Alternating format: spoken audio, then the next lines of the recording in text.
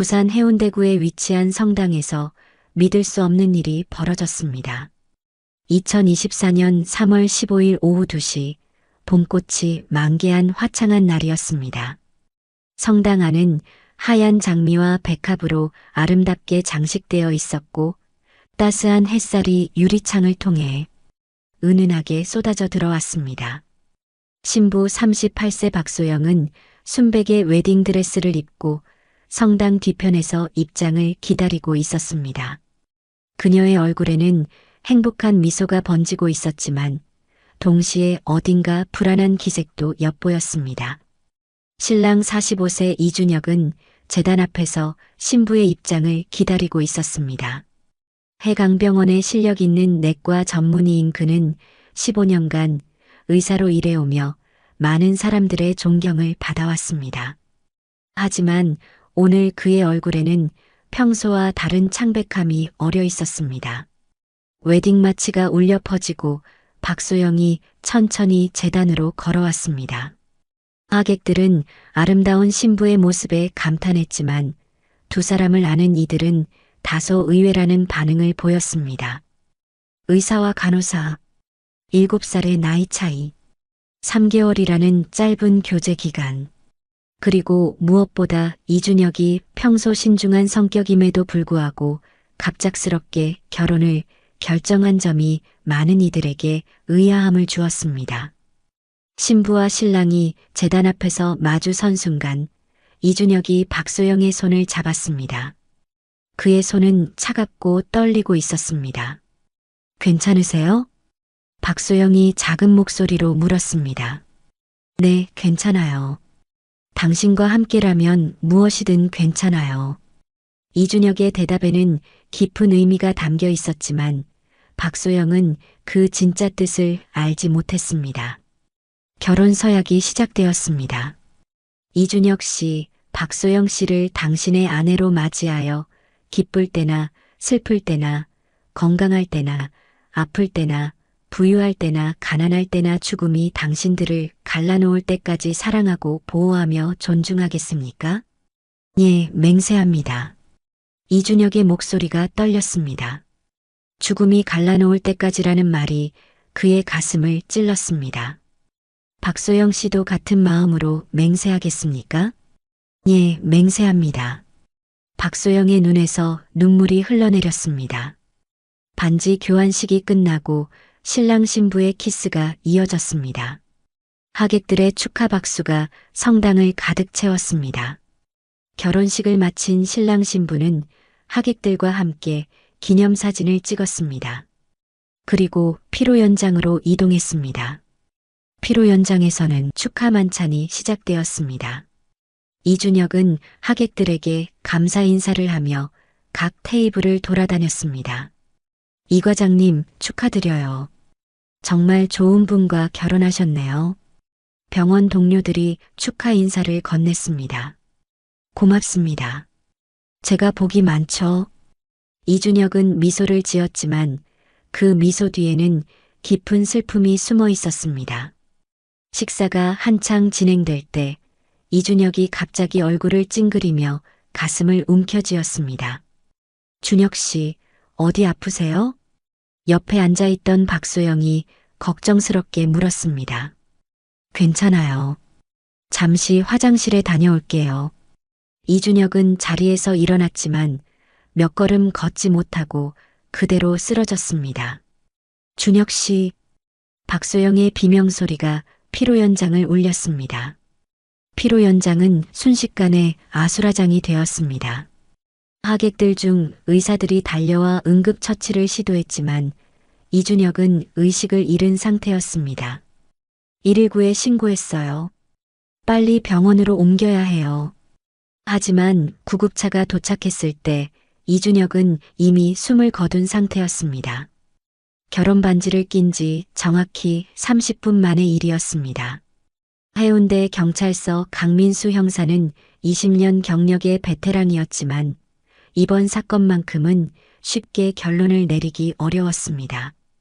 45세 남성이 결혼식 당일 갑작스럽게 사망한다는 것 자체가 이례적인 일이었습니다. 더욱이 피로 현장에서 많은 사람들이 지켜보는 가운데 일어난 일이라 단순한 돌연사로 처리하기에는 의문점이 많았습니다. 부검 결과는 급성 심근경색이었습니다. 하지만 이준혁은 평소 심장 질환의 병력이 없었고 정기 건강검진에서도 특별한 이상 소견이 발견된 적이 없었습니다. 강 형사는 사건 파일을 들춰보며 의문점들을 정리했습니다. 45세 남성이 특별한 지병도 없이 갑자기 심장마비로 사망한다는 것이 석연치 않았습니다. 더욱 의아한 점은 신부 박소영의 반응이었습니다. 현장에 있던 하객들의 증언에 따르면 그녀는 놀랍도록 침착하게 상황을 처리했다고 했습니다. 일반적인 신부라면 패닉 상태에 빠질 만한 상황에서 그녀는 차분하게 응급 상황을 지휘했습니다. 한 하객은 증언에서 박소영이 마치 준비가 되어 있는 것 같았다고 말했습니다. 너무 담담해서 오히려 이상했다는 것이었습니다. 강 형사는 박소영을 경찰서로 불러 조사했습니다. 그녀의 대답은 간단명료했습니다. 3개월 전부터 만났고 이준혁이 먼저 고백했다고 했습니다. 결혼을 서두른 이유에 대해서는 이준혁이 빨리 결혼하고 싶어 했다고 대답했습니다. 하지만 주변 사람들의 반응은 달랐습니다. 이준혁의 동료 의사들은 모두 고개를 저었습니다. 평소 신중한 성격의 이준혁이 3개월 만에 결혼을 결정한다는 것이 이해가 안 간다는 반응이었습니다. 병원 관계자들의 증언에서는 의외의 사실들이 드러났습니다. 최근 몇 달 사이에 박소영의 생활에 변화가 있었다는 것입니다. 평소 검소하게 생활하던 그녀가 갑자기 새 옷을 사입고 휴대폰도 최신형으로 바꾸었습니다. 동료 간호사들은 박소영이 갑자기 여유가 생긴 것 같았다고 증언했습니다. 평소에 야근 수당까지 아껴가며 살던 분이 갑자기 달라졌다는 것이었습니다. 강 형사가 이준혁의 재산 상태를 조사하던 중 더욱 놀라운 사실을 발견했습니다. 결혼 한 달 전 이준혁은 자신의 모든 재산을 박소영 명의로 이전했습니다. 강남의 아파트, 예금, 주식까지 포함해서 총 20억 원 상당의 재산이었습니다. 강 형사는 확신했습니다. 이것은 일반적인 결혼 준비가 아니라 뭔가 계획적인 냄새가 난다고 생각했습니다. 그날 저녁 강 형사는 박소영의 집을 찾았습니다. 부산 서구의 오래된 다세대 주택에 위치한 소박한 집이었습니다. 박소영은 검은 상복을 입고 있었습니다. 그녀의 얼굴에는 깊은 슬픔이 어려 있었지만 여전히 침착했습니다. 하지만 강 형사의 날카로운 질문에 박소영은 더 이상 대답하지 않았습니다. 그녀는 고개를 숙이고 조용히 눈물만 흘렸습니다. 강 형사가 이준혁의 건강상 문제에 대해 묻자 박소영은 남편이 항상 건강하다고 했다고 대답했습니다. 하지만 강 형사의 의혹은 더욱 깊어졌습니다. 급작스러운 결혼, 재산 이전, 그리고 신랑의 갑작스러운 죽음. 모든 것이 너무 계획적으로 보였습니다. 그날 밤 강 형사는 사무실에서 밤을 새웠습니다. 이 사건에는 분명히 숨겨진 진실이 있었습니다. 하지만 그 진실이 무엇인지, 그리고 박소영이 정말로 무고한지는 아직 알 수 없었습니다. 사건은 점점 더 복잡한 양상을 띠기 시작했습니다. 해강병원은 이준혁의 갑작스러운 죽음으로 인해 술렁이고 있었습니다. 평소 성실하고 실력 있는 의사로 인정받던 이준혁이 결혼식 당일에 사망했다는 소식은 병원 전체에 충격을 주었습니다. 하지만 충격과 함께 다양한 추측들이 나돌기 시작했습니다. 간호사 휴게실에서는 연일 이 이야기가 화제였습니다. 소문은 점점 구체적인 형태를 띠기 시작했습니다. 이준혁이 결혼 전에 모든 재산을 박소영 명의로 옮겼다는 사실이 알려지면서 의혹은 더욱 커졌습니다. 이런 이야기들이 병원 곳곳에서 나오면서 박소영을 바라보는 시선이 달라지기 시작했습니다. 15년간 성실하게 일해온 간호사에서 갑자기 의심의 대상으로 변한 것입니다. 병원 로비에서도, 복도에서도, 식당에서도 어디를 가나 박소영에 대한 이야기가 나왔습니다. 그녀가 지나갈 때마다 대화가 멈췄고 뒤에서 수군거리는 소리가 들려왔습니다. 유일하게 박소영을 변호해주는 사람은 함께 15년간 일해온 선배 간호사 김미경 뿐이었습니다. 너무 신경 쓰지 마. 시간이 지나면 괜찮아질 거야. 괜찮아요, 선배님. 박소영은 담담하게 대답했지만 그녀의 어깨는 점점 무거워 보였습니다. 며칠 후 더욱 충격적인 소문이 돌기 시작했습니다. 박소영이 이준혁에게 독을 먹였다는 추측까지 나왔습니다. 이 소문은 병원을 넘어 지역사회로까지 퍼져나갔습니다. 인터넷 커뮤니티에서는 익명의 게시글들이 올라오기 시작했습니다. 부산 모 병원 간호사의 남편 독살 의혹, 결혼식 당일 신랑 사망 등 자극적인 제목들이 눈에 띄었습니다. 댓글들은 더욱 가혹했습니다. 돈 때문에 사람을 죽였다는 추측, 요즘 여자들이 무섭다는 비난, 경찰 수사를 촉구하는 목소리들이 이어졌습니다. 박소영이 마트에서 장을 볼 때도, 버스를 탈 때도 사람들의 시선이 따라왔습니다. 그녀를 알아보는 사람들의 속삭임과 시선이 그녀를 올감했습니다.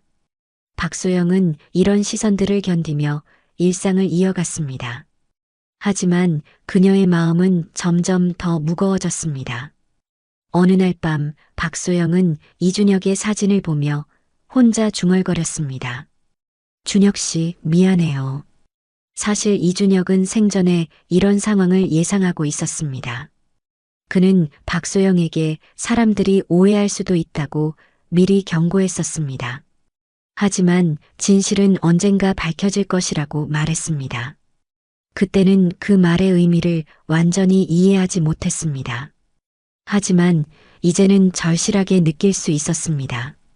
박소영은 이준혁이 남긴 일기장을 꺼내 읽었습니다. 그 안에는 자신에 대한 이준혁의 진심 어린 마음이 담겨 있었습니다. 소영 씨는 가장 순수하고 따뜻한 사람이라는 글, 사람들의 오해가 걱정되지만 언젠가는 진실이 밝혀질 것이라는 믿음이 적혀 있었습니다. 하지만 세상의 시선은 쉽게 바뀌지 않았습니다. 오히려 시간이 지날수록 의혹은 더욱 커져갔습니다. 박소영은 매일 아침 거울을 보며 스스로에게 다짐했습니다. 견뎌내야 한다고, 준혁이 말한 대로 진실은 언젠가 밝혀질 것이라고. 하지만 그 언젠가가 언제일지는 아무도 알 수 없었습니다. 박소영과 이준혁의 진짜 이야기는 5년 전으로 거슬러 올라갑니다. 2019년 가을 해강병원 호스피스 병동에는 특별한 환자가 입원해 있었습니다. 이태수 씨 70세. 말기 폐암으로 시한부 선고를 받은 그는 이준혁의 아버지였습니다. 이준혁은 아버지의 병실을 매일 찾았지만 바쁜 의사 일정으로 인해 충분한 시간을 할애하기는 어려웠습니다. 그는 아버지에게 최선의 치료와 간병을 받게 해드리고 싶었지만 현실적인 한계가 있었습니다. 그때 이태수 씨를 전담으로 돌보게 된 간호사가 바로 박소영이었습니다. 박소영은 15년 경력의 베테랑 간호사였습니다. 38세의 나이에도 불구하고 그녀의 얼굴에는 환자들을 대하는 따뜻함이 있었습니다.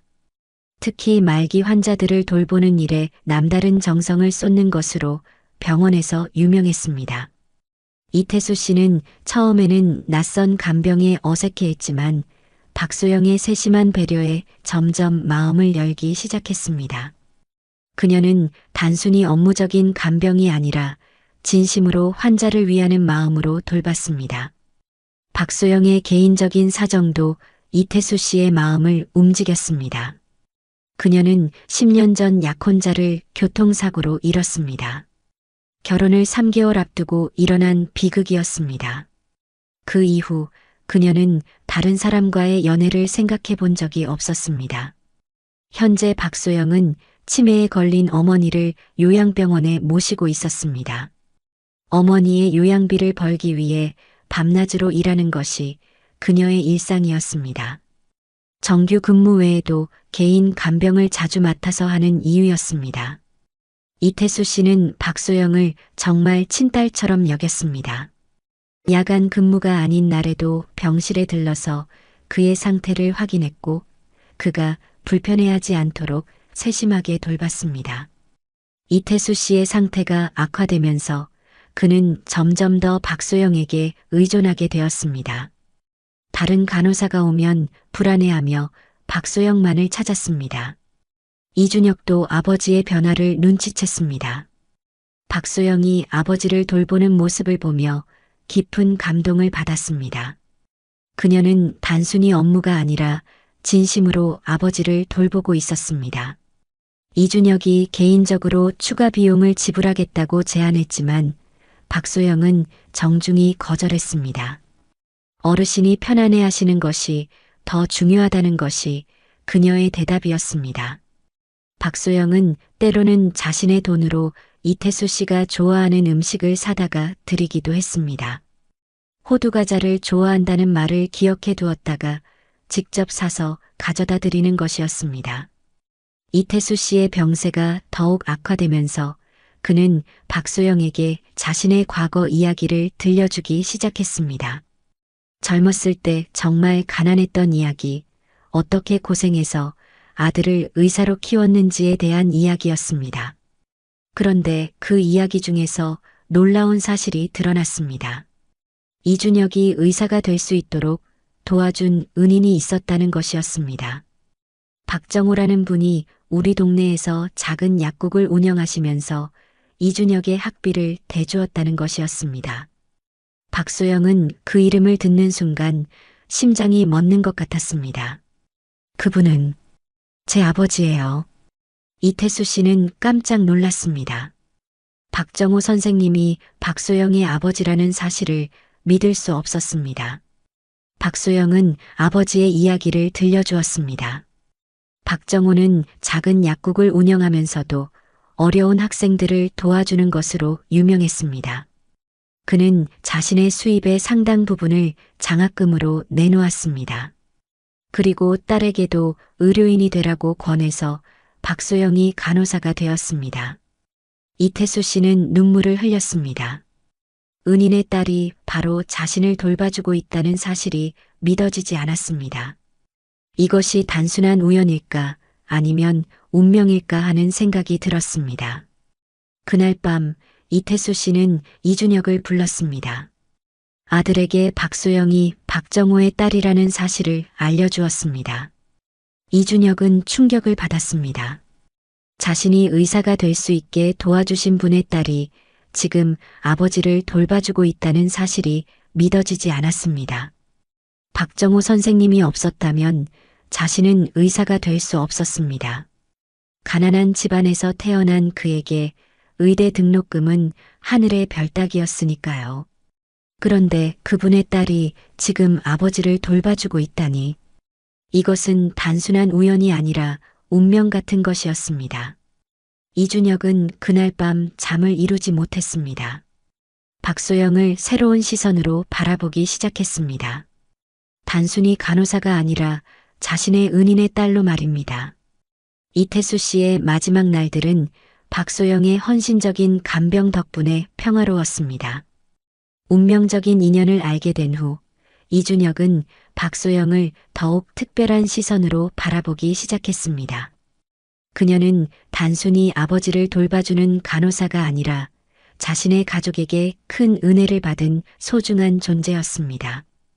이태수 씨는 생애의 마지막 순간까지 박소영에 대한 감사를 표현했습니다. 준혁아, 소영 씨를 꼭 행복하게 해주어라. 아버지, 그 아이는 우리 가족 같은 존재야. 약속해라. 이태수 씨가 세상을 떠난 후 이준혁과 박소영의 관계는 새로운 국면을 맞았습니다. 이준혁은 박소영의 헌신적인 간병에 깊은 감동을 받았습니다. 장례식이 끝난 후에도 박소영은 종종 이준혁을 찾아와 안부를 물었습니다. 과장님, 많이 힘드시죠? 어르신이 그렇게 자랑스러워 하셨는데 박 간호사님 덕분에 아버지가 편안하게 가셨어요. 정말 고맙습니다. 이준혁 역시 박소영에 대한 감정이 변화하고 있음을 느꼈습니다. 처음에는 감사한 마음이었지만 시간이 지날수록 그것은 깊은 애정으로 발전했습니다. 몇 달 후 이준혁은 박소영에게 정식으로 마음을 표현했습니다. 소영 씨, 당신을 좋아하게 됐어요. 과장님, 저는 처음에는 감사한 마음이었는데 이제는 정말 사랑하게 됐어요. 박소영은 당황했지만 그녀 역시 이준혁에게 호감을 느끼고 있었습니다. 하지만 사회적 지위의 차이 때문에 망설였습니다. 이준혁의 꾸준한 관심과 진심에 박소영도 조금씩 마음을 열었습니다. 그녀는 10년 전 약혼자를 잃은 후 처음으로 다시 사랑을 느끼고 있었습니다. 두 사람의 교제가 시작되면서 병원 내에서는 다양한 반응이 나타났습니다. 이준혁이 평소 신중한 성격인데 갑작스럽게 연애를 시작한 것이 의외였기 때문입니다. 하지만 3개월 후 이준혁은 자신의 몸에 이상 신호를 느끼기 시작했습니다. 쉽게 피로해지고 가끔 복부에 통증이 있었습니다. 하지만 그는 자신의 병원에서 검사를 받을 수 없었습니다. 박소영이 알게 될 위험이 있었기 때문입니다. 이준혁은 의대 동기였던 박민준에게 조심스럽게 연락했습니다. 박민준은 현재 삼성서울병원에서 종양내과 전문의로 일하고 있었습니다. 민준아, 개인적으로 부탁이 하나 있는데 이준혁은 박민준에게 아무에게도 알리지 말고 비밀리에 검사를 받고 싶다고 했습니다. 같은 병원에서 일하는 좋아하는 사람이 있는데 그 사람이 알까봐 걱정된다고 설명했습니다. 박민준은 처음에는 이상하게 생각했지만 이준혁의 간절한 부탁을 들어주기로 했습니다. 이준혁은 가명으로 병원에 등록하고 모든 비용을 현금으로 결제했습니다. 김준수라는 이름으로 각종 검사를 받았습니다. 며칠 후 나온 결과는 충격적이었습니다. 말기 췌장암입니다. 이미 간으로 전이된 상태고 길어야 6개월 정도로 보입니다. 치료 방법은 없을까? 항암 치료를 시도해 볼 수는 있지만 효과를 기대하기는 어렵습니다. 45세의 나이에 받은 갑작스러운 사형 선고였습니다. 이준혁은 항암 치료를 거부했습니다. 대신 통증 관리만 하기로 했습니다. 박소영에게 자신의 상태를 들키지 않기 위해서였습니다. 이준혁은 며칠간 극심한 혼란에 빠져 있었습니다. 자신의 죽음보다 더 걱정되는 것은 박소영의 미래였습니다. 이준혁의 머릿속에 한 가지 계획이 떠올랐습니다. 자신의 병을 숨기고 박소영과 결혼한 후 모든 재산을 그녀에게 남겨주는 것이었습니다. 이준혁에게는 15년간 의사로 일하면서 모은 상당한 재산이 있었습니다. 총 20억 원 정도의 재산이면 박소영이 평생 어머니 요양비 걱정 없이 살 수 있을 것이었습니다. 하지만 이 계획에는 큰 위험이 따랐습니다. 급작스러운 결혼과 신랑의 갑작스러운 죽음은 충분히 의심받을 만한 상황이었습니다. 그럼에도 불구하고 이준혁은 결심했습니다.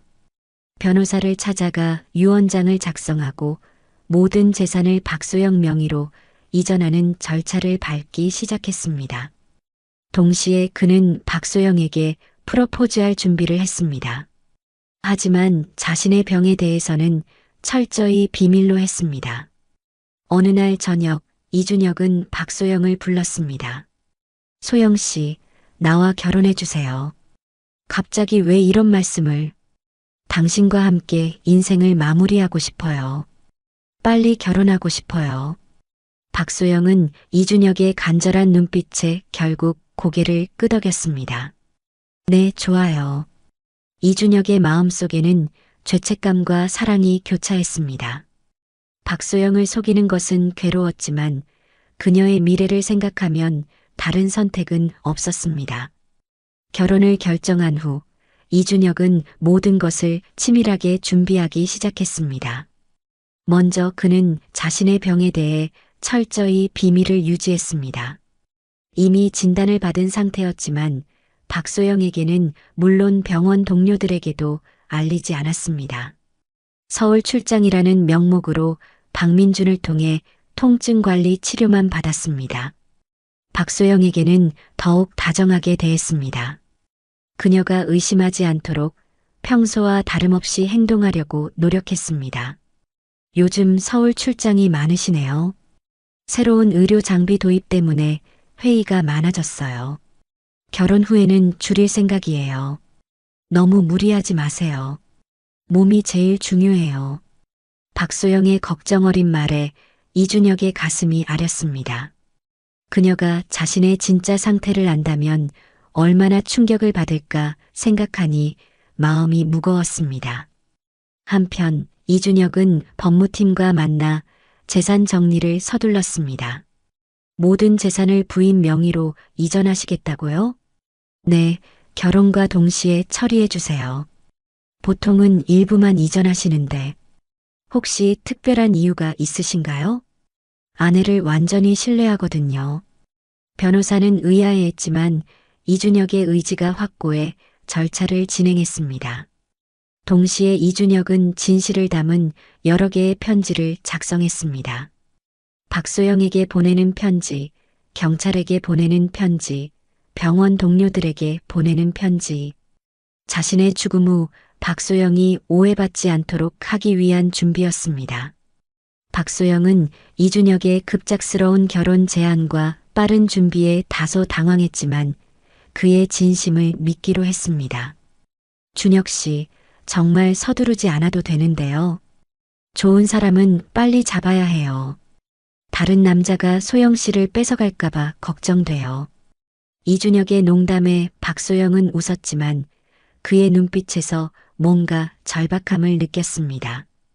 결혼 준비 과정에서 박소영은 이준혁의 변화를 조금씩 눈치채기 시작했습니다. 평소보다 쉽게 피곤해하고 가끔 얼굴이 창백해지는 것을 보았습니다. 하지만 이준혁이 이미 자신의 상태를 알고 있다는 것은 전혀 모르고 있었습니다. 준혁 씨, 많이 피곤해 보이세요. 혹시 어디 아픈 곳은 없으세요? 괜찮아요. 결혼 준비랑 병원 일 때문에 좀 바쁜 것뿐이에요. 그래도 한번 제대로 검진 받아보시는 게 정말 괜찮아요. 걱정하지 마세요. 이준혁은 박소영의 걱정을 애써 달랬습니다. 자신이 이미 모든 것을 알고 있다는 사실을 숨기면서 말입니다. 결혼식 전날 밤 이준혁은 혼자서 마지막 편지를 작성했습니다. 사랑하는 소영 씨에게 이 편지를 읽고 있다면 나는 이미 당신 곁을 떠났을 것입니다. 미안해요. 당신을 속였다는 것이 가장 괴로웠습니다. 하지만 당신이 동정심으로 나와 결혼하는 것을 원하지 않았어요. 나의 마지막 사랑이 순수하기를 바랐습니다. 편지를 쓰면서 이준혁의 눈에서 눈물이 흘러내렸습니다. 결혼식 당일 아침 이준혁은 거울을 보며 자신에게 말했습니다. 오늘 하루만 버티자. 소영 씨에게 가장 아름다운 추억을 만들어주자. 그는 진통제를 복용하고 성당으로 향했습니다. 성당에 도착한 이준혁은 박소영이 웨딩드레스를 입고 나오는 모습을 보며 가슴이 벅찼습니다. 그녀는 정말 아름다웠습니다. 준혁 씨, 오늘 정말 멋지세요. 소영 씨가 더 아름다워요. 정말 천사 같아요. 하지만 이준혁의 얼굴은 평소보다 창백했고 식은땀이 이마에 맺혀 있었습니다. 괜찮으세요? 얼굴이 안 좋아 보이는데. 긴장해서 그래요. 평생 한 번뿐인 결혼식이니까요. 결혼식이 시작되었습니다.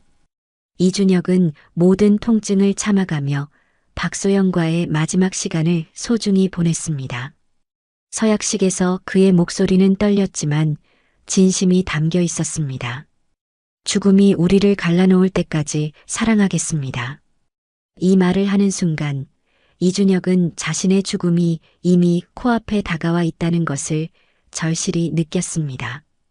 피로 연장에서 이준혁은 하객들에게 인사를 다니며 마지막 인사를 나누었습니다. 하지만 시간이 지날수록 통증은 더욱 심해졌습니다. 그리고 마침내 그 순간이 왔습니다. 이준혁은 가슴을 움켜쥐며 쓰러졌습니다. 준혁 씨, 박소영의 절규가 피로 연장을 울렸습니다. 하지만 이미 너무 늦었습니다.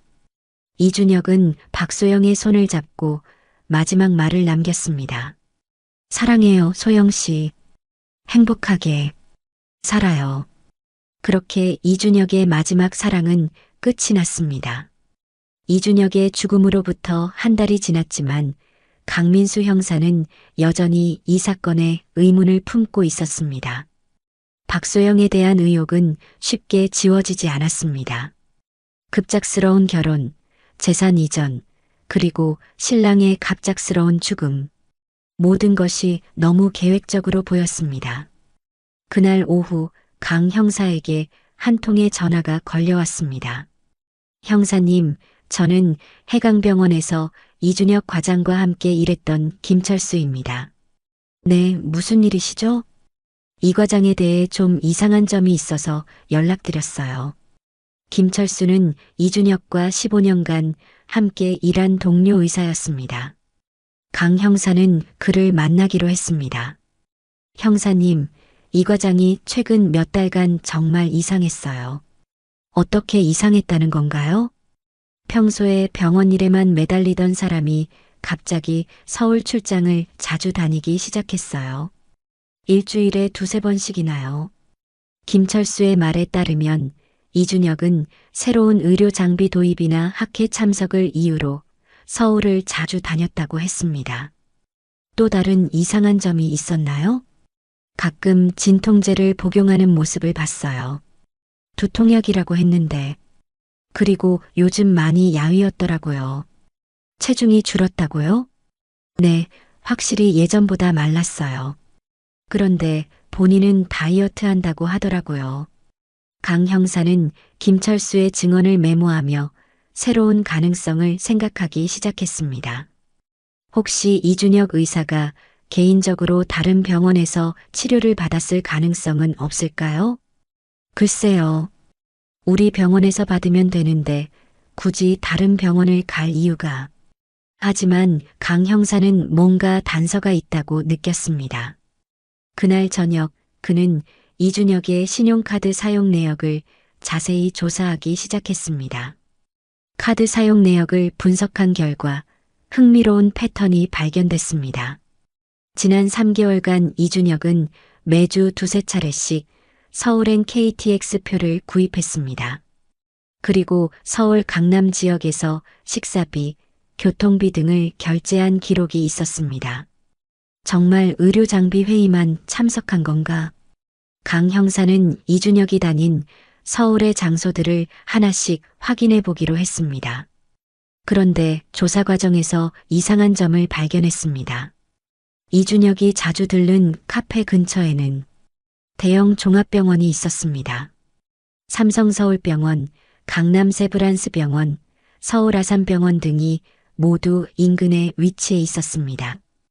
혹시 병원에 갔던 건 아닐까? 하지만 병원들의 조회를 요청해도 이준혁이라는 이름으로 등록된 기록은 찾을 수 없었습니다. 강 형사는 다른 방법을 시도해 보기로 했습니다. 이준혁의 휴대폰 통화 기록을 분석한 것입니다. 통화 기록에서 흥미로운 사실이 드러났습니다. 지난 3개월간 이준혁은 박민준이라는 사람과 자주 통화했습니다. 특히 서울 출장 전후로 통화 빈도가 높았습니다. 박민준이 누구지? 강 형사는 박민준의 신상을 조회했습니다. 그는 의과대학을 졸업하고 현재 삼성서울병원에서 종양내과 전문의로 일하고 있었습니다. 혹시 의대 동기일까? 강 형사는 이준혁과 박민준의 학력을 확인해 봤습니다. 둘 다 같은 해에 부산대학교 의과대학을 졸업한 동기였습니다. 이제 뭔가 보이기 시작하는군. 강 형사는 박민준에게 연락을 취했습니다. 안녕하세요. 저는 부산 해운대 경찰서 강민수 형사입니다. 이준혁 씨 사건 관련해서 몇 가지 확인하고 싶은 게 있어서 연락드렸습니다. 전화 너머로 박민준의 당황하는 기색이 느껴졌습니다. 이준혁이 무슨 사건인가요? 직접 만나서 이야기하는 게 좋겠습니다. 서울로 올라가겠습니다. 강 형사는 진실에 한 걸음 더 다가서고 있었습니다. 다음 날 오후 강민수 형사는 서울 삼성병원 근처 카페에서 박민준을 만났습니다. 박민준은 40대 중반의 온화한 인상의 의사였지만 형사를 마주한 그의 표정에는 긴장감이 역력했습니다. 형사님, 준혁이에게 무슨 일이 있었나요?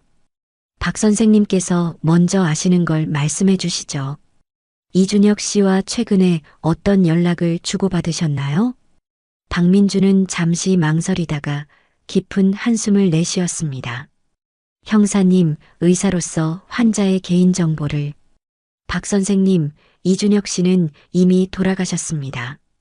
결혼식 당일에 급사했어요. 뭐라고요? 박민준의 얼굴이 순식간에 창백해졌습니다. 그는 진심으로 놀라는 것 같았습니다. 언제 돌아가셨다고요? 한 달 전입니다. 그래서 박 선생님께 확인하고 싶은 게 있어서 왔어요. 박민준은 한동안 말을 하지 못했습니다. 그의 눈에서 눈물이 흘러내리기 시작했습니다. 부검 결과는 급성 심근경색이었습니다. 그런데 박 선생님, 혹시 이준혁 씨가 최근에 건강상 문제가 있었던 건 아닌가요? 박민준은 오랫동안 침묵했습니다. 그리고 마침내 입을 열었습니다. 형사님, 제가 말씀드려도 될까요? 환자 기밀이긴 하지만. 물론입니다. 수사에 필요한 사항이니까요. 준혁 씨는 3개월 전에 제게 개인적으로 연락을 했어요. 아무에게도 알리지 말고 비밀리에 검사를 받고 싶다고 하더라고요. 강 형사는 긴장하며 박민준의 말에 귀를 기울였습니다. 왜 비밀리에 검사를 받고 싶다고 했나요? 처음에는 저도 이상하다고 생각했어요. 그런데 준혁이 말이 자기 병원에서 받으면 동료들이 알게 되고 특히 좋아하는 사람이 있는데 그 사람이 알까봐 걱정된다고 하더라고요. 좋아하는 사람이요? 네.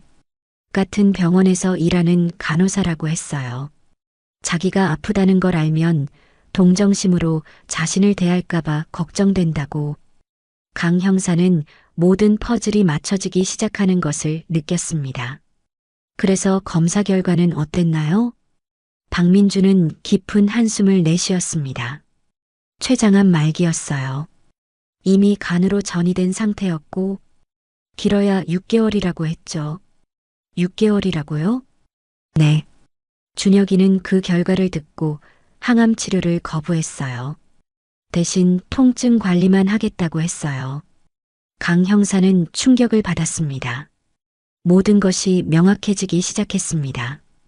그럼 이준혁 씨는 자신이 죽을 것을 알고 있었다는 말씀이네요? 그렇죠.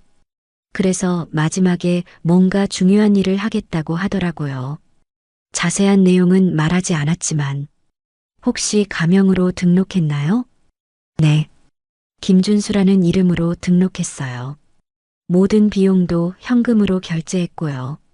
박민준은 계속해서 이준혁의 마지막 몇 달에 대해 설명했습니다. 마지막에 만났을 때 준혁이가 그러더라고요. 자기가 사랑하는 사람을 행복하게 해주고 싶다고. 그 사람이 앞으로 어려움 없이 살 수 있게 해주고 싶다고. 언제 마지막으로 만나셨나요? 결혼식 일주일 전이었어요. 그때 준혁이가 결혼한다고 하더라고요. 제가 깜짝 놀랐죠. 왜 놀라셨나요? 시한부 선고를 받은 사람이 결혼을 한다고 하니까. 처음에는 그 간호사한테 자신의 병을 말했나 보다 했어요. 박민주는 잠시 말을 멈추었다가 계속했습니다.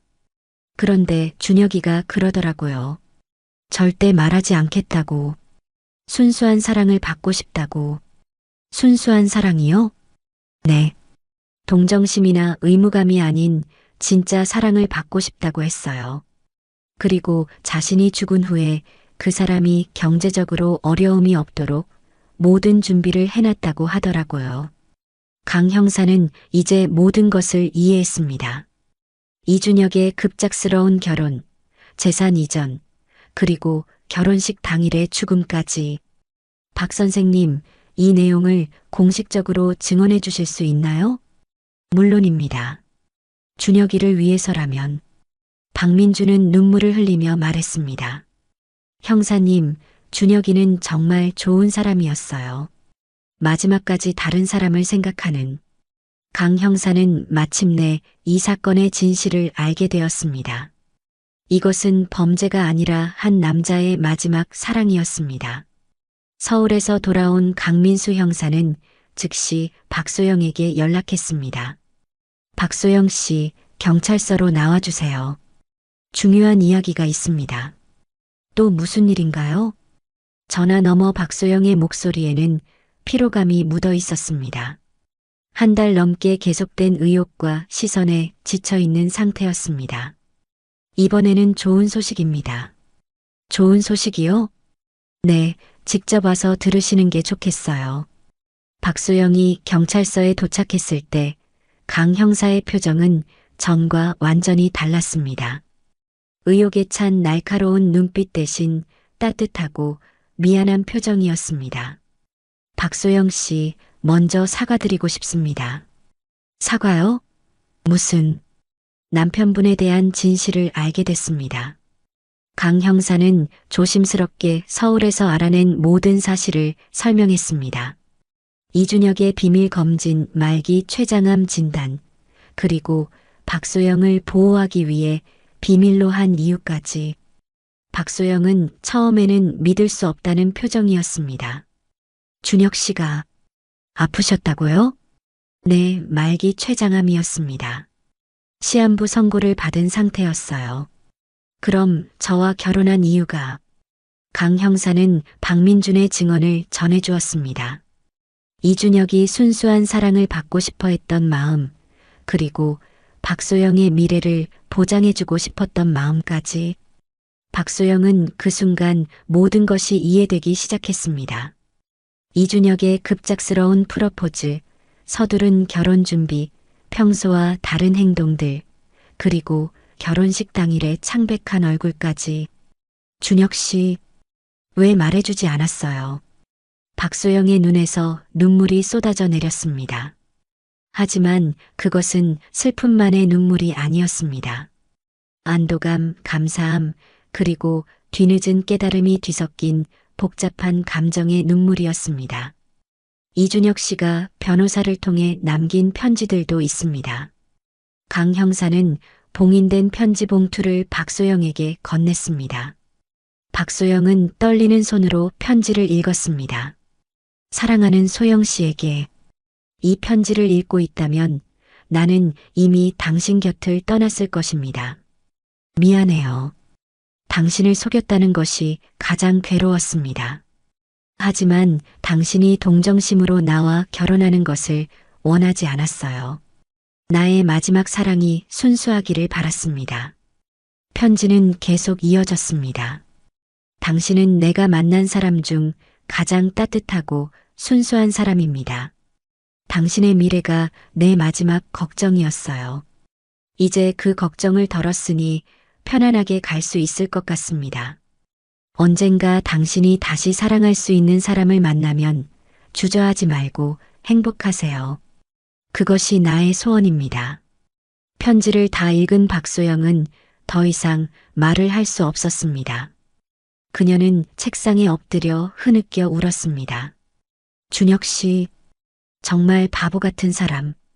강 형사도 이 장면을 보며 마음이 아팠습니다. 박소영 씨, 이제 모든 오해가 풀렸습니다. 이 사실을 공개해도 될까요? 박소영은 고개를 끄덕였습니다. 네. 사람들이 준혁 씨의 진짜 마음을 알았으면 좋겠어요. 그날 오후 강 형사는 언론 브리핑을 통해 진실을 공개했습니다. 해운대 결혼식 사망 사건에 대한 수사 결과를 발표하겠습니다. 고인 이준혁 씨는 결혼 3개월 전 말기 췌장암 진단을 받았으며 부인을 보호하기 위해 이 사실을 비밀로 했습니다. 이는 부인의 미래를 보장하기 위한 고인의 마지막 사랑의 표현이었습니다. 진실이 공개된 후 여론은 급격히 바뀌었습니다. 인터넷에는 사과의 글들이 쏟아졌습니다. 박소영 씨에게 정말 죄송합니다. 이런 순수한 사랑이 있다니. 우리가 너무 성급하게 판단했네요. 해강병원에서도 분위기가 완전히 바뀌었습니다. 동료들은 박소영에게 진심 어린 사과를 전했습니다. 하지만 박소영에게는 이런 변화된 여론보다 더 중요한 것이 있었습니다. 이준혁의 진짜 마음을 알게 된 것, 그리고 자신이 받은 사랑이 얼마나 순수하고 깊었는지를 깨달은 것이었습니다. 그날 밤 박소영은 이준혁의 사진 앞에서 오랫동안 앉아 있었습니다. 준혁 씨, 이제 알겠어요. 당신이 왜 그런 선택을 했는지, 그리고 저에게 무엇을 바랐는지. 박소영의 마음에 새로운 다짐이 생겼습니다. 이준혁의 사랑에 보답하는 방법, 그리고 그가 바랐던 자신의 행복을 찾는 방법에 대해 생각하기 시작했습니다. 진실이 밝혀진 지 2달이 지난 후 박소영은 중요한 결정을 내렸습니다. 원장님, 사직서를 제출합니다. 박 간호사님, 이제 모든 오해가 풀렸는데 왜 갑자기 새로운 시작을 하고 싶어요. 준혁 씨가 저에게 남겨준 것들을 의미 있게 사용하고 싶어서요. 박소영은 이준혁이 남긴 재산으로 특별한 계획을 세우고 있었습니다. 몇 주 후 부산 서구의 작은 간병센터가 문을 열었습니다. 이준혁 기념 간병센터라는 이름의 이곳은 말기 환자들과 그 가족들을 위한 전문 간병 서비스를 제공했습니다. 개소식 날 박소영은 간단한 인사말을 했습니다. 제 남편 이준혁은 마지막까지 환자와 가족을 생각한 의사였습니다. 이곳에서 그의 정신을 이어가려고 합니다. 센터 운영 초기에는 어려움이 많았습니다. 하지만 박소영의 진심 어린 간병 서비스는 점차 입소문을 타기 시작했습니다. 어느 날 센터에 특별한 환자가 입원했습니다. 68세의 최영수 할아버지였는데 말기 간암으로 시한부 선고를 받은 상태였습니다. 할아버지, 안녕하세요. 저는 박소영입니다. 아, 여기 원장님이시구나. 소문 많이 들었어요. 최영수 할아버지는 박소영을 보자마자 친근하게 인사했습니다. 며칠 지나지 않아 박소영은 최영수 할아버지에게서 특별함을 발견했습니다. 다른 환자들과 달리 그는 자신의 병에 대해 매우 담담했고 오히려 다른 사람들을 위로해주는 모습을 보였습니다. 원장님, 요즘 많이 힘들어 보이시네요. 아니에요, 괜찮아요. 원장님 같은 분이 왜 이런 일을 하게 됐는지 궁금해요. 분명 특별한 이유가 있을 것 같은데. 박소영은 처음으로 다른 사람에게 자신의 이야기를 들려주었습니다. 이준혁과의 만남, 그의 죽음, 그리고 뒤늦게 알게 된 진실까지. 그 의사 선생님이 정말 원장님을 사랑했나 보네요. 네, 그런 것 같아요. 그런데 원장님은 아직도 힘들어 하시는군요. 최영수 할아버지의 날카로운 관찰에 박소영은 놀랐습니다. 저는 괜찮아요. 원장님, 제가 오래 살아보니까 사람 마음이 보여요. 원장님은 자책하고 계시는 것 같아요. 자책이요? 그 의사 선생님이 혼자 모든 걸 감당하게 했다고 생각하시는 거 아닌가요? 할아버지의 말이 전곡을 찔렀습니다. 박소영은 이준혁의 진실을 알게 된 후 계속해서 자책하고 있었습니다. 저도 함께 싸울 수 있었는데 저 때문에 준혁 씨가 혼자 모든 걸 견뎠다고 생각하니까. 원장님, 그 의사 선생님이 그런 선택을 한 이유가 뭘까요? 저를 보호하려고 했다고 하던데요. 그럼 원장님이 자책하시는 게 그분이 원하는 일일까요? 최영수 할아버지의 질문에 박소영은 할 말을 잃었습니다. 그분이 원장님께 바란 건 행복이었을 텐데 원장님이 계속 자책하시면 그분이 기뻐하실까요? 하지만 원장님, 진정한 사랑은 상대방의 행복을 바라는 거예요. 그분의 사랑에 보답하고 싶으시면 행복해지세요. 할아버지의 말은 박소영의 마음 깊숙이 와 닿았습니다. 그날 밤 박소영은 오랜만에 이준혁의 사진을 보며 미소를 지었습니다. 준혁 씨, 할아버지 말이 맞는 것 같아요. 제가 행복해지는 게 당신에 대한 진짜 보답이겠죠. 며칠 후 센터에 또 다른 특별한 방문객이 찾아왔습니다. 실례합니다. 이준혁 기념 간병센터가 여기 맞나요? 문을 열고 들어온 사람은 30대 후반의 남성이었습니다. 단정한 인상에 따뜻한 미소를 지닌 그는 자신을 강태민이라고 소개했습니다. 저는 부산대학교 사회복지학과 교수입니다. 센터 이야기를 듣고 찾아왔어요. 무슨 일로 오셨나요? 저희 대학에서 사회복지 실습 프로그램을 운영하는데 혹시 학생들이 이곳에서 실습할 수 있을까 해서요. 강태민 교수는 박소영과 센터의 이야기를 들으며 깊은 감명을 받았다고 했습니다. 원장님께서 하고 계신 일이 정말 의미 있는 것 같아요. 우리 학생들도 배울 점이 많을 것 같습니다. 박소영은 강태민 교수의 진심 어린 제안을 받아들였습니다. 그리고 그와 이야기를 나누면서 오랜만에 편안함을 느꼈습니다. 새로운 만남이 박소영의 삶에 조금씩 변화를 가져오기 시작했습니다. 강태민 교수와의 만남이 계속되면서 박소영은 자신도 모르게 변화하고 있었습니다. 매주 수요일마다 강 교수는 학생들과 함께 센터를 방문했습니다. 처음에는 단순한 실습 지도였지만 점차 박소영과 깊은 대화를 나누게 되었습니다. 원장님, 오늘도 새벽부터 나오셨네요? 센터의 간병사 김영희가 걱정스럽게 물었습니다. 박소영은 매일 새벽 5시에 센터에 나와서 밤 10시가 넘어서야 집에 돌아갔습니다. 박소영은 환자분들이 걱정되어서 그렇다고 대답했지만 사실은 바쁘게 일하는 것이 유일한 위안이었습니다. 가만히 있으면 이준혁 생각이 너무 많이 났기 때문입니다. 어느 날 오후 학생들이 돌아간 후 강 교수가 조심스럽게 물었습니다. 원장님, 남편분을 잃으신 후에도 이렇게 다른 사람들을 돌보신다는 게 정말 대단해요. 어떻게 그런 힘을 내시는지 궁금해서요. 박소영은 잠시 창밖을 바라보며 생각에 잠겼습니다. 처음에는 죄책감 때문이었다고 말했습니다. 이준혁이 혼자 모든 걸 견뎠는데 자신은 아무것도 몰랐다는 게 너무 괴로웠다고 했습니다. 지금은 어떠세요? 지금은 이게 준혁 씨가 바란 일이라는 걸 알겠어요. 강 교수는 박소영의 이야기를 들으며 깊이 감동했습니다.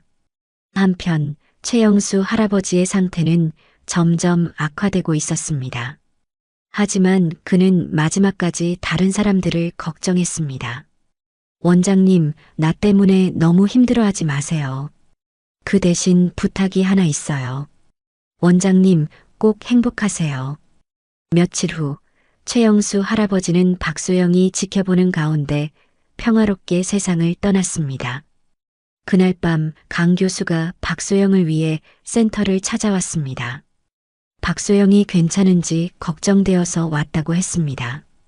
박소영은 예전에는 환자분이 돌아가시면 제 마음도 너무 아팠는데 이제는 다르게 생각한다고 말했습니다. 어떻게요? 그분들이 마지막 순간까지 사랑받으며 지낼 수 있게 해드리는 게 제 역할이라고 생각해요. 강 교수는 박소영의 성숙해진 모습에 감동했습니다.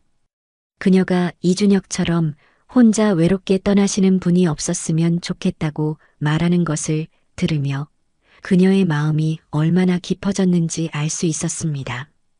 박소영의 마음에 조금씩 평화가 찾아오기 시작했습니다. 아직 완전히 치유된 것은 아니었지만 적어도 앞으로 나아갈 수 있는 용기는 생겼습니다. 센터 개소 6개월 후 박소영에게 예상치 못한 연락이 왔습니다. 박소영 씨, 저는 김 변호사 사무소의 김준호 변호사입니다. 고인 이준혁 씨와 관련해서 만나 뵙고 싶은 일이 있어서 연락드렸습니다. 전화를 받은 박소영은 무슨 일인지 궁금해했지만 변호사는 직접 만나서 말씀드리는 게 좋겠다고 했습니다. 다음 날 박소영은 변호사 사무실을 찾았습니다. 박소영 씨, 이준혁 씨가 특별한 조건부 유언을 남겨두셨어요. 조건부 유언이요? 김 변호사는 이준혁이 부인이 센터를 설립해서 6개월 이상 운영하시면 공개하라고 하신 편지가 있다고 설명했습니다. 박소영은 떨리는 마음으로 이준혁의 마지막 편지를 받아들었습니다. 사랑하는 소영 씨에게 이 편지를 읽고 있다면 당신이 나의 뜻을 이어 의미 있는 일을 하고 있다는 뜻이겠죠. 정말 기쁩니다. 편지를 읽으며 박소영은 놀라움을 감추지 못했습니다. 이준혁에게는 자신에게 말하지 못한 마지막 비밀이 하나 더 있었다는 내용이었습니다. 당신의 아버지 박정호 선생님이 나를 도와주신 것처럼 나도 누군가를 도와주고 있었습니다. 지난 10년간 나는 익명으로 어려운 학생들에게 장학금을 지원해 왔어요. 박소영은 이준혁이 아버지의 뜻까지 이어가고 있었다는 사실에 깊은 감동을 받았습니다. 편지는 계속 이어졌습니다. 그 장학금 기금을 이제 박소영에게 맡기고 싶다는 내용이었습니다. 이준혁의 이름이 아닌 박정호 이준혁 기념교육기금이라는 이름으로 계속 이어가달라는 부탁이었습니다. 변호사님, 그 기금 규모가 어느 정도인가요? 약 5억 원 정도 됩니다. 매년 10명의 학생에게 장학금을 지급할 수 있는 규모예요. 박소영은 편지를 읽으며 눈물을 흘렸습니다. 이준혁이 마지막까지 이런 준비를 해두었다는 사실이 믿어지지 않았습니다. 그날 저녁 박소영은 강 교수에게 이 소식을 전했습니다. 정말 놀라운 분이셨네요. 마지막까지 이런 준비를 해두시다니. 교수님, 제가 이 일을 제대로 해낼 수 있을까요? 물론이죠. 원장님이라면 분명 잘하실 거예요. 강 교수의 격려에 박소영은 힘을 얻었습니다. 이준혁이 남긴 마지막 숙제를 잘 완수해야겠다는 다짐을 했습니다. 박소영은 그날 밤 이준혁의 사진을 보며 조용히 말했습니다. 준혁 씨, 당신이 얼마나 많은 준비를 해뒀는지 이제야 알겠어요. 이준혁의 사랑은 그가 세상을 떠난 후에도 계속해서 많은 사람들에게 전해지고 있었습니다. 장학금 기금을 맡게 된 후 박소영의 삶은 더욱 바빠졌습니다. 센터 운영과 함께 장학생 선발과 관리까지 해야 했기 때문입니다. 그런 박소영을 도와주는 사람이 있었습니다. 바로 강태민 교수였습니다. 그는 박소영에게 도움이 필요한 일이 있으면 언제든 말하라고 했습니다. 박소영이 바쁠 텐데 괜찮겠느냐고 걱정하자 강 교수는 오히려 이런 의미 있는 일에 참여할 수 있어서 감사하다고 말했습니다. 두 사람은 함께 장학생을 선발하고 센터 운영 방안을 논의하며 점점 가까워졌습니다. 어느 날 강 교수가 조심스럽게 말했습니다. 원장님, 개인적인 질문 하나 드려도 될까요? 저와 친구가 되어주실 수 있을까요? 박소영은 강 교수의 진심 어린 눈빛을 보며 미소를 지었습니다. 이미 친구라고 생각하고 있었다고 대답했습니다. 시간이 흐르면서 박소영과 강 교수의 관계는 더욱 깊어졌습니다.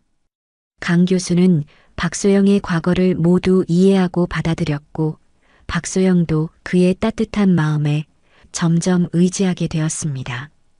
어느 날 강 교수가 박소영에게 조심스럽게 마음을 표현했습니다. 처음에는 존경하는 마음이었지만 이제는 더 특별한 감정을 느끼고 있다고 말했습니다. 박소영은 당황했습니다. 아직 이준혁에 대한 그리움이 크게 남아있는 상황이었기 때문입니다. 교수님, 저는 아직 괜찮아요. 제가 성급했나 봐요. 아니에요. 그런 게 아니라 저는 준혁 씨를 잊을 수가 없어요. 강 교수는 박소영의 마음을 이해한다며 고개를 끄덕였습니다. 저도 이준혁 씨를 존경해요. 그분의 자리를 대신하려는 게 아니에요. 그냥 원장님이 혼자가 아니었으면 좋겠어요. 몇 달이 더 지난 후 박소영은 자신의 마음을 정리할 수 있었습니다. 이준혁에 대한 사랑은 평생 간직하되 혼자만의 삶이 아닌 다른 가능성도 생각해 볼 때가 되었다는 것을 깨달았습니다. 교수님, 시간을 주시면 조금씩 마음을 열어보겠어요. 준혁 씨가 저에게 바란 것도 행복이었으니까요. 강 교수는 박소영의 솔직한 마음에 감동했습니다. 그는 천천히 기다리겠다고, 박소영이 편안해할 때까지 기다리겠다고 약속했습니다. 두 사람은 그렇게 천천히 조심스럽게 새로운 관계를 시작하기로 했습니다. 사랑이라기보다는 서로를 의지하며 함께 걸어가는 동반자로서 말입니다. 이준혁이 세상을 떠난 지 1년이 지났습니다. 기일을 맞아 박소영은 이준혁의 무덤을 찾았습니다. 이번에는 혼자가 아니었습니다. 강태민 교수와 센터 직원들, 그리고 장학생들이 함께했습니다. 박소영은 이준혁의 묘비 앞에서 지난 1년을 돌아보며 조용히 말했습니다. 많은 분들이 그를 기억하고 있다고, 그의 뜻이 많은 사람들에게 전해지고 있다고 전했습니다. 첫 번째 장학생으로 선발된 김민수 학생이 꽃을 올리며 인사했습니다. 선생님 덕분에 의대에 진학할 수 있게 됐어요. 열심히 공부해서 훌륭한 의사가 되겠습니다. 박소영은 이런 모습을 보며 가슴이 뭉클했습니다. 이준혁의 정신이 이렇게 젊은 세대로 이어지고 있다는 것이 감동적이었습니다. 강 교수가 박소영의 어깨에 손을 얹으며 말했습니다. 이준혁이 정말 기뻐하실 것 같다고, 그분의 사랑이 이렇게 많은 사람들에게 전해지고 있다고 했습니다. 그날 저녁 센터에서 조촐한 추모 행사가 열렸습니다. 이준혁을 기리고 지난 1년간의 센터 활동을 돌아보는 자리였습니다. 박소영은 지난 1년간의 성과를 보고했습니다. 센터에서는 총 50분의 환자분들을 돌봤고 10명의 학생이 장학금을 받아 꿈을 키워가고 있다고 말했습니다. 이 모든 것이 준혁 씨의 마지막 선물 덕분입니다. 참석자들은 박소영의 보고를 들으며 깊이 감동했습니다. 행사가 끝난 후 강 교수가 박소영에게 조용히 말했습니다. 원장님, 정말 많은 일을 해내셨네요. 혼자서는 할 수 없었을 거예요. 교수님을 비롯한 많은 분들이 도와주셔서 가능했어요. 강 교수는 박소영에게 앞으로도 계속 함께 할 수 있겠느냐고 물었습니다. 단순히 센터 일뿐만 아니라 인생에서도 말입니다. 박소영은 잠시 생각에 잠겼습니다. 그리고 조용히 대답했습니다. 네, 함께해요. 준혁 씨도 그걸 원할 거예요. 그날 밤 박소영은 오랜만에 마음 편한 잠에 들었습니다. 이준혁의 사랑에 보답하는 길을 찾았고 그 길 위에서 새로운 희망도 만날 수 있었습니다. 이준혁이 바랐던 박소영의 행복이 조금씩 현실이 되어가고 있었습니다. 비록 완전한 사랑은 아닐지라도 서로를 위로하며 함께 걸어갈 수 있는 동반자를 만난 것만으로도 충분했습니다. 3년 후 이준혁 기념 간병센터는 부산 지역의 대표적인 호스피스 기관으로 자리 잡았습니다. 박소영은 강태민 교수와 좋은 동반자 관계를 유지하며 센터 운영에 헌신하고 있었습니다. 두 사람은 서로를 이해하고 의지하는 소중한 관계를 이어가고 있었습니다.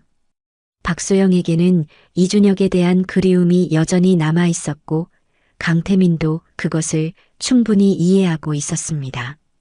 박정호 이준혁 기념 교육기금을 통해서는 지금까지 50명의 학생이 장학금을 받았습니다. 그중 첫 번째 장학생이었던 김민수는 의대를 졸업하고 센터에서 자원봉사 의사로 활동하고 있었습니다. 어느 날 센터에 새로운 환자가 입원했습니다. 75세의 이태순 할머니였는데 그녀는 말기 위암 진단을 받았습니다. 할머니, 안녕하세요. 저는 박소영입니다. 아이고, 원장님이 직접 나오셨네요. 소문 많이 들었어요. 며칠 후 할머니가 박소영에게 놀라운 이야기를 들려주었습니다. 자신의 아들이 15년 전에 이준혁이라는 의사에게 생명을 구했다는 것이었습니다. 응급실에서 심근경색으로 쓰러졌을 때 그 의사가 밤새 수술해서 살려주었다고 했습니다. 그 선생님이 이 센터를 만든 분이라니 정말 운명 같아요. 박소영은 세상이 정말 좁고 인연이 이어져 있다는 것을 다시 한번 느꼈습니다. 그날 저녁 박소영은 강태민에게 이 이야기를 전했습니다. 강태민은 정말 신기한 인연이라며 이준혁의 선행이 계속 이어지고 있는 것 같다고 말했습니다. 박소영은 창밖을 바라보며 생각에 잠겼습니다. 이준혁이 아버지 박정호의 은혜를 받아 의사가 되었고 그 이준혁이 다시 많은 사람들을 도왔습니다. 그리고 이제 그 정신이 박소영을 통해 더 많은 사람들에게 전해지고 있었습니다. 강 교수님, 지금까지 함께 해주셔서 정말 감사해요. 저야말로 이런 의미 있는 일에 함께 할 수 있어서 감사했어요. 두 사람은 서로를 바라보며 미소 지었습니다. 그들 사이에는 사랑과는 다른 깊은 신뢰와 동지애가 흐르고 있었습니다. 그날 밤 박소영은 혼자 이준혁의 사진을 보며 조용히 말했습니다. 준혁 씨, 당신의 사랑이 이렇게 많은 사람들에게 전해지고 있어요. 박소영은 이제 완전히 이해했습니다. 진정한 사랑이란 소유하는 것이 아니라 나누는 것이며 받은 사랑을 다른 사람들에게 전해주는 것이라는 것을 말입니다. 하늘의 별들이 유난히 밝게 빛나는 밤이었습니다. 마치 이준혁이 박소영에게 보내는 축복의 메시지처럼 보였습니다. 사랑은 끝나지 않습니다. 한 사람에서 다른 사람으로, 한 세대에서 다음 세대로 계속 이어져 갑니다. 이준혁의 마지막 사랑은 이렇게 많은 사람들의 마음속에서 영원히 빛나고 있었습니다. 박소영은 이준혁에 대한 사랑을 가슴에 간직한 채 그의 뜻을 이어가는 삶을 계속해 나갈 것입니다. 그것이 그녀가 할 수 있는 가장 아름다운 사랑의 완성이었습니다. 진정한 사랑은 죽음보다 강하고 시간을 넘어 많은 사람들의 마음속에서 영원히 살아갑니다. 여러분, 오늘 이야기 어떠셨나요? 이야기가 마음에 닿았다면 구독과 좋아요 부탁드릴게요. 여러분의 따뜻한 댓글 하나가 모두에게 큰 힘이 됩니다. 감사합니다.